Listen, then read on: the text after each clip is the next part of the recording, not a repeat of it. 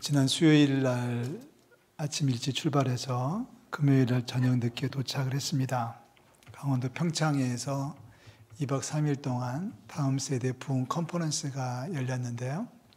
목사님들 한 350명, 400명 가까이 참석을 했고, 거기에서 많은 것을 듣고 보고 또 나누며 배울 수 있었습니다. 다음 세대라는 말을 이제 우리가 쓰고 있는데요. 다 같이 한번 해보실까요? 다음 세대. 다음 세대는 우리 세대가 아닌 우리 밑에 세대를 이야기하는 거고요. 우선 당장에 우리가 생각한다면 유치부, 유초등부, 중고등부, 또 청년회가 다음 세대겠죠. 조금 더 확대한다면 30대, 40대까지도 다음 세대라고 말할 수 있겠습니다. 우리 교회도 비슷한데 우리 교회 교인들의 평균 연령이 45세 안팎이라고 본다면 그걸 기준으로 해가지고 조금 많으면 어른이고 좀 적으면 애입니다. 애가 다음 세대입니다. 그러니까 요즘 한국 교회에 위기가 있다는 거죠. 그 컨퍼런스에 참석하면서 그 1시간 반씩 하는 강의가 10번 있었는데요. 그 강의에 들어가면서 들으면서 뭐 장로교 감리교 목사님들도 와서 이제 자기네 교회를 소개도 해주시고 또 부목사님들도 강사로 오셔가지고 자기 교회를 소개하는 시간들이 계속 진행됐는데 그 강연에서 나온 이야기는 크게 두 가지였습니다. 첫째는 한국 교회가 엄청 어렵다라고 하는 겁니다. 한국 교회가 엄청 어렵다. 정확한 통계를 내는 것은 쉽지 않겠습니다만은 그냥 우리가 보편적으로 통계를 잡고 있는 것에 의하면 코로나 시절에 한국 교회가 1년에 10,000개씩 문을 닫았다는 보고가 있습니다. 10,000개씩 문을 닫았다. 더 큰 문제가 있다면 이대로 계속 지속되다가는 앞으로 2025년, 2040년, 50년이 되면 대부분의 교회는 신자가 한 명도 안 남을 거다. 계속 감소로 간다고 그러면 그렇다는 통계도 나와 있습니다. 더 어려운 문제, 더 심각한 문제가 있다면 교회 학교의 침체입니다. 지금 교회 학교가 침체되어 있는 교회가 상당히 수 있어요. 아마 한 400~500명 모이는 교회인데 청년부가 없고 300~400명 모이는 교회인데 유초등부가 없고 이런 교회들이 지금 많아지고 있고요. 지금 저희 교회도 유치부의 경우에는 10명 모이기가 쉽지 않습니다. 그것은 애를 안 낳는 거고 더 나아가면 결혼을 안 하는 거고 또 결혼해서 애를 낳았는데도 엄마가 교회를 안 오면 애가 교회를 못 올 수밖에 없죠. 그래서 유치부도 지금 많이 옛날에 30명, 40명 모이던 때가 엊그제 같은데 지금은 10명 모이기가 힘들다고 5명, 6명 이렇게 모이는 걸로 보고가 되고 있습니다. 별로 실감이 안 나실 것 같아서 자료 하나를 소개해 드리려고 하는데요. 금년에 서울에 있는 어느 대학이 신입생 3,000명을 놓고서 조사를 했습니다. 기독교인들을 얘기해 달라고 그랬더니 몇 프로가 기독교인이라고 응답했을까요? 놀랍게도 2%였습니다. 그러니까 우리가 보통 얘기할 때 기독교인의 숫자를 25%에서 30%를 잡거든요. 그러니까 지금 여기서 조사하면 100% 기독교인일 거예요. 근데 밖으로 나가면 25명, 100명 중에 25명만 나는 교회를 다녀요라고 보고한다는 건데 신입생 3,000명을 놓고 조사를 했더니 2%밖에 있는 교회 다니는 사람이 없었습니다. 이 대학이 불교 대학이 아니거든요. 이 대학이 기독교 대학이거든요. 그런데도 2%밖에 없다는 얘기는 3,000명 신입생 가운데 교회를 정기적으로 출석하고 예배하는 청년들의 숫자가 50명밖에 안 된다는 얘기입니다. 이것이 오늘 한국 교회의 현실입니다. 특별히 젊은 성도들, 어린 성도들 감소세가 무섭게 빠르게 진행되고 있어서 이대로 가다가는 앞으로 20~30년, 20년 정도 지나면 교회가 신자 0명이 될 거다라고 하는 보도도 나오는 것은 우리가 심각하게 받아들여야 됩니다. 자, 이 얘기를 우리 얘기로 끌어들인다면 우리 가정은 어떠냐라고 하는 문제를 던져보겠습니다. 우리 가정은 과연 우리의 아이들은, 내 자녀들은, 내 손주들은 예배에 정기적으로 참석하고 있느냐? 여러분 어떻게 대답하시겠습니까? 우리 장로님들, 권사님, 심지어는 장로님 자녀 가운데, 심지어는 목사님 자녀 가운데 예배를 안 나오는 비그리스도인들이 많이 늘어나고 있다는 거예요. 권사님들의 가정은 어떠십니까? 권사님들의 아들은, 딸은 만약에 권사님이 하나님의 부르심을 받으면 믿음이 그 대가 이어질 수 있겠습니까? 아니면 끊어지겠습니까? 이게 우리 한국교회의 현실이라고 하는 거예요. 우리 자녀들은 정기적으로 예배에 참석하고 있는가? 우리 자녀들은 아침에 일어나서 말씀을 읽고 하루를 출발하고 있는가? 우리 아이들은 아침에 일어나서 기도하고 하루를 시작하고 있는가라는 질문을 던져봅니다. 바라기는 우리 성도들은 좀 긍정적으로 대답할 수 있기를 주님의 이름으로 축복합니다. 자, 상황은 비관적인데 그래도 소망이 있다는 얘기들을 합니다. 아까 제가 두 가지 주제가 있었다고 말씀드렸죠. 강사들도 나와가지고 교회가 어려운 얘기를 하는데도 불구하고 자기네 당신네들 교회가 잘 되고 있다는 간증을 하는 거거든요. 뭐 이런 행사를 하고 있다, 저런 모임을 하고 있다, 이렇게 하고 있다, 뭐 이런 얘기들을 쭉 하는데 그 소망이 있는 거예요. 그래도 교회는 교회다는 얘기들을 저도 할 수 있고 모두가 다 하는 얘기죠. 따라 하실래요? 교회는 교회다. 무슨 뜻인가요? 교회는 하나님이 당신의 아들을 보내셔서 피값으로 세우신 교회입니다. 당신이 세우셨기 때문에 그 옛날 교회 역사를 볼 때 핍박을 받고 전염병이 돌고 전쟁이 나고 했을 때도 교회는 굳게 서 있었던 것을 우리가 역사를 통해서 알고 있습니다. 왜냐하면 사람들이 잘해서가 아니라 하나님께서 지켜주시고 보호해 주셨기 때문이고 그 하나님의 사랑이 오늘도 우리 가운데 역사하고 있다면 하나님께서 우리 교회도 지켜주시고 우리 가정도 지켜주실 줄로 믿습니다. 이스라엘 백성들이 출애굽을 하고 이제 가나안 땅에 도착했을 때 이제 모세는 나이가 120이 돼가지고 이제 죽음을 눈앞에 두고 있었지 않습니까? 그때 이제 하나님께서 모세에게 하셨던 말씀이 있어요. 이제 애굽을 나와서 가나안 땅에 이제 들어가려고 하는데 막상 와서 보니까 가나안 땅이 빈 땅이 아니거든요. 거기에 거인 안악자손이 있고 요새가 있고 도시가 있고 그러니까 와서 그냥 들어가면 될 줄 썼는데 막상 와서 보니까는 이거는 또 전쟁을 해야 되는 거예요. 이겨야지 그들을 쫓아내야 되는 거예요. 그때 하나님께서 모세에게 하셨던 말씀이 있습니다. 제가 좀 풀어서 읽어드리면 이런 뜻이에요. 야 모세야, 야 이스라엘 백성들아, 너 저 거인들 보고 놀래지 마. 너 등치 큰 놈들 있다고 너 주눅 들지 마. 좀 격하게 표현하면 그 사람들이 등치 크고 세 보인다고 쫄지 마 이런 뜻이죠. 하나님께서 모세에게 하시는 말씀, 너 쫄지 마. 괜찮아. 내가 다 치워줄게.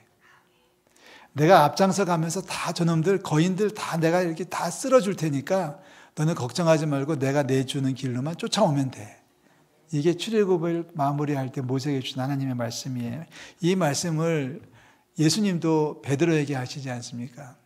베드로에게 예수님께서 묻습니다. 가이사랴 빌립보에 가셔가지고 물으실 때, 야, 내가 누군지 알아? 내가 누구야? 그랬더니 베드로가 손들고 얘기합니다. 주님은 그리스도시고요, 살아계신 하나님의 아들이세요. 그랬더니 예수님이 마음이 좋으셔가지고, 야, 너 대답 정말 잘했다. 내가 이 믿음 위에 교회를 세워줄게.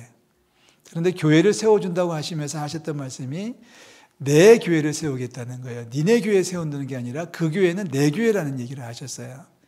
저는 분명히 믿습니다. 우리 은천교회는 주님의 교회인 줄로 믿습니다. 주님께서 세우신 교회이기 때문에 주님께서 끌고 가시고 인도해 주실 줄로 믿습니다. 예수님께서 그 말씀을 하시고 이어서 하시는 말씀이 있죠. 걱정하지 마. 세상 보지 말고 떨지 마. 쫄지 마. 괜찮아. 음부의 권세도 이기지 못하게 내가 다 막아줄 거야. 너는 교회에 와가지고 묶어. 그럼 내가 하늘에서 묶어줄게. 교회에 와가지고 믿음 가지고 풀어. 그럼 나도 하늘에서 풀어줄게. 이 교회는 내 교회야. 걱정하지 마. 이건 소망이 있는 거예요. 그래서 스가랴서에서는 그런 얘기하죠. 힘으로 되지 않고 능력으로 되지 않고 오직 하나님의 영으로 되는 겁니다. 이렇게 얘기하시잖아요. 한번 해볼까요? 이는 힘으로 되지 아니하며 능력으로 되지 아니하고 오직 나의 영으로 되느니라. 스가랴 4장 6절 말씀을 저희들이 읽은 건데요. 사람들이 아무리 노력하고 사람들이 아무리 애를 쓴다고 해서 되는 게 아니야. 내가 도와주면 되는 거야. 내가 도와줄 테니까 걱정하지 마, 겁먹지 마. 이게 하나님의 말씀이거든요. 그 말씀을 오늘 우리 가정에, 우리 심령에, 우리 교회에 하나님께서 주시는 줄로 믿습니다.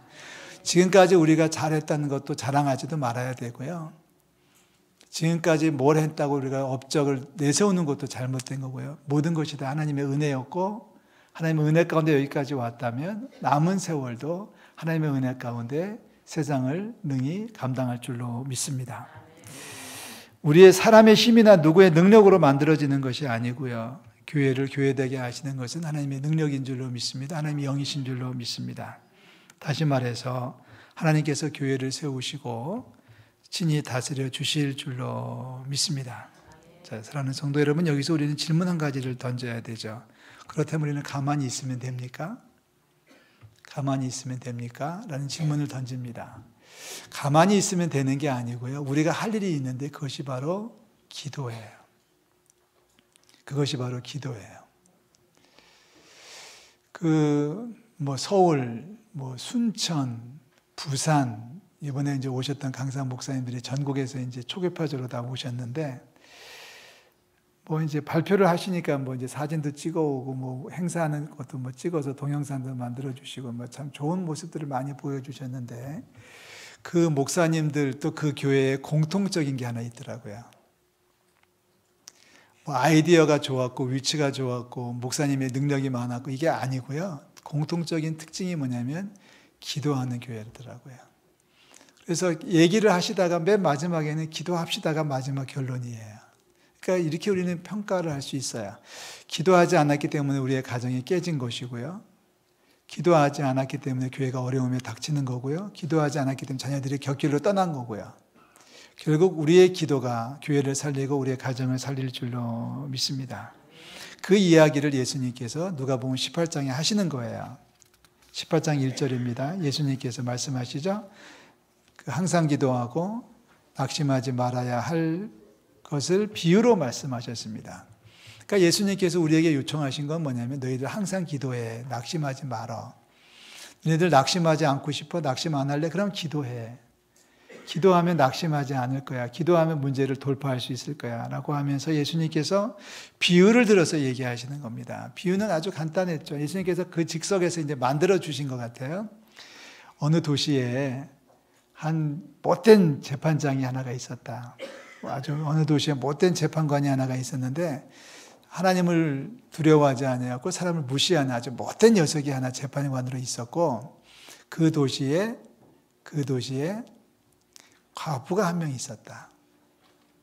여러분 그 당시에 과부는 굉장히 힘들게 사는 겁니다. 지금의 혼자 되신 분하고 그 당시에 과부하고는 하늘과 땅 차이에요. 지금은 그래도 혼자 되셔서도 얼마든지 살아갈 수 있는 능력도 있고 얼마든지 사회적인 시각도 좋지 않습니까? 그런데 그때 당시에는 남편이 죽으면 남편한테 버림을 받으면 고개를 들고 취업이 안 되는 거예요. 고개를 들고 다닐 수가 없어요. 죄인이에요. 근데 이 과부가 엄청 어려운 일을 당했던 모양이죠. 누구한테 속았는지 당했는지 억울한 일을 당해서 이 과부가 재판관을 찾아가가지고 도와달라고 요청을 했다는 거예요. 당연히 재판관은 무시를 했겠죠. 저런 사람이 다 있냐고 무시했고 다시는 오지 말라고 했겠죠. 그런데 이 과부는 또 가는 거예요. 또 무시를 당하지만 문전박대를 당하지만 과부는 또 갔다는 거예요. 또 갔어요. 3절에 보면 자주 그에게 갔다라고 되어 있습니다. 그러니까 자주 가니까 재판관이 생각이 조금씩 바뀌기 시작하는 거예요. 귀찮은 거예요. 길을 걸어가는데 갑자기 나타나가지고 재판관님 도와주세요 그러지를 않나. 갑자기 문을 따고 똑똑똑 뚫리고 들어오지를 않나. 그러니까 귀찮으니까 재판관이 생각을 하는 거죠. 5절에 보니까 이 여자가 늘 와서 나를 괴롭게 한, 늘 왔다라고 표현하고 있습니다. 그래서 재판관은 할 수 없이 늘 와서 자기를 괴롭게 하니까 귀찮아서라도 그 사람을 도와줬다. 그러면서 예수님께서 말씀하십니다. 우리 하나님은 그보다 더 좋으신 분이야. 재판관은 귀찮아서 도와주었지만 우리 하나님은 우리를 사랑하시기 때문에 문제를 풀어주시고 도와주실 거야 라고 말씀하시는 거죠. 예수님께서 두 가지 질문을 던지셨어요. 자, 답은 나온 질문이죠. 7절에 보니까 하물며 하나님께서 그 밤낮 부르짖는 택하신 자들의 원한을 풀어주지 아니하시겠느냐. 풀어주신다는 거예요? 풀어주지 않는다는 거예요? 풀어주신다는 거죠.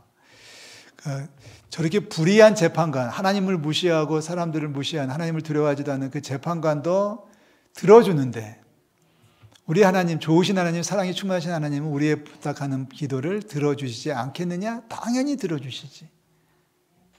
그들에게 오래 참으시겠느냐? 아니요. 오래 참지 않고 빨리빨리 들어주시겠죠. 할렐루야. 하나님은 사랑이신 줄로 믿습니다. 자, 문제는 우리가 밤낮 부르짖지 않는다는 게 문제 아닐까요?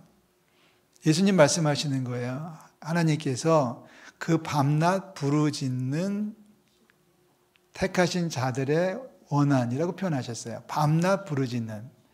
시간 개념으로 치면 밤에도 부르짖고 낮에도 부르짖는 거고, 또 부탁하는 방법은 뭐냐면 체면불구하고 부르짖었다는 거예요. 저는 이 말씀을 읽으면서 굉장히 하나님 앞에 죄송했어요. 밤낮 부르짖는 기도를 소홀히 하고 있지는 않았는가.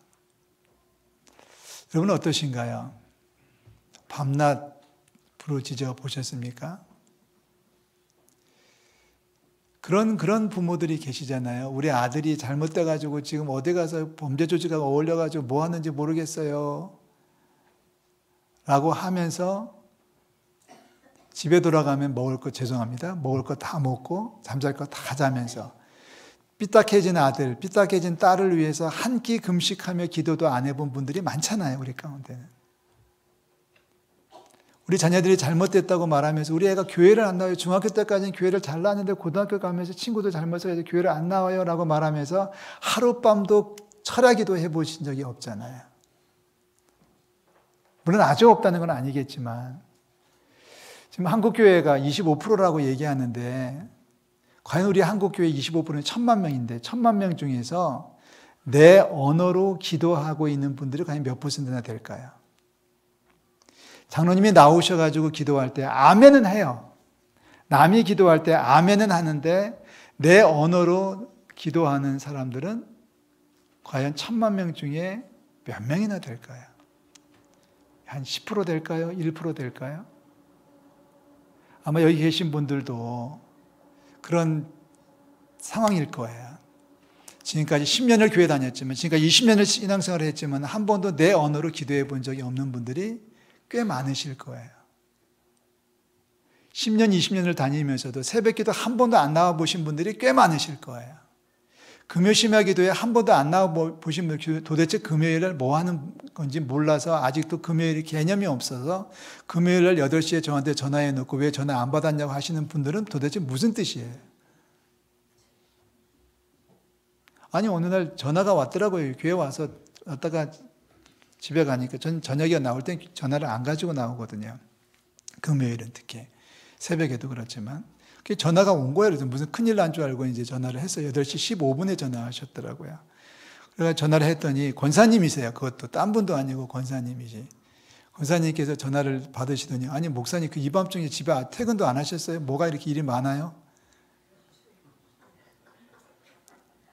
이제 조금 지나면 주일 11시에 전화해가지고 어디 갔다 왔냐고 저한테 물을 것 같아요. 그러다 보면 이제 교회가 성도가 한 명도 안 남는다는 얘기죠. 정말입니다. 사랑하는 성도 여러분 심각하게 받아들이셔야 돼요. 지금 기도를 하지 않았기 때문에 문제가 터지고 있는 거예요. 기도하지 않기 때문에 우리 애들이 잘못 가는 거예요. 저희 교회를 보면서 주변에서도 저도 그렇고 주변에서들 은천교회는 그래도 건강하다고 얘기합니다. 아직까지 저희는 유치부가 있잖아요. 아직까지 저희는 유초등부가 있잖아요. 청년회가 20-30명씩 모이잖아요. 오늘 오후에는 5, 6여전대 헌신예배를 하잖아요. 40대 젊은 여인들이 헌신예배를 하잖아요. 근데 이게 우리가 잘해서 그랬다는 거 그렇게 생각하면 절대 오산이라니까요. 하나님의 은혜였죠. 근데 그 하나님의 은혜가 언제까지 임할는지는 모르잖아요. 그러니까 우리는 기도해야 된다니까요. 내년도에 이미 장로님들하고 논의를 하고 있습니다만 내년도에 우리 교회의 방향, 목회 방향은 다음 세대입니다. 다음 세대입니다. 어쩌면 그렇게 할지도 몰라요. 여러분 아시나요? 교회가 건강하려면 어른이 불편하고 애들이 편해야 된다. 저는 이 말에 100% 동의합니다. 내가 교회를 나온 지 수십 년이 되었고 내가 직분이 뭐고 내가 교회 그동안 헌신을 얼마나 많이 했는데 내가 편해야지 왜 나를 골방으로 밀어내고 애들을 가운데 세우냐? 아니요. 교회는 그렇게 해야 됩니다.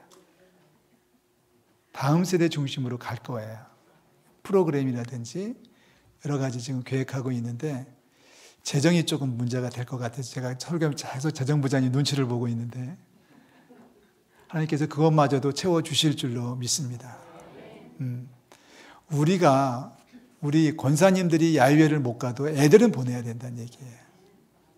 그래야지 교회가 살고 그래야지 우리가 하나님 나라에 올라갔을 때 상을 받아요. 자, 1차적으로는 여러분의 자녀를 위해서 눈물로 기도해 주시기를 바라요. 우리 자녀들이 지금 믿음에 떠나 있다면 정말 눈물로 기도해 주셔야 돼요. 아니, 부모도 버린 자식을 누가 챙겨주겠습니까? 부모도 믿음에서 버렸는데 다른 사람이 챙겨줄 걸 어떻게 기대하시겠어요? 여러분, 우리 부모들에게 구합니다. 간구합니다. 자녀들을 위해서 기도하는, 정말 기도하는 우리 성도들 되시기를 주의 이름으로 부탁을 드립니다. 예수님께서 말씀을 이어가시다가 마지막 8절에서 정말 의미 있는 질문을 던지셔요. 8절 말씀입니다. 내가 너에게 이르노니 속히 그 원한을 풀어주시리라. 여기까지는 너무 따뜻하고 좋아요. 그러나 인자가 올 때에 세상에서 믿음을 보겠느냐?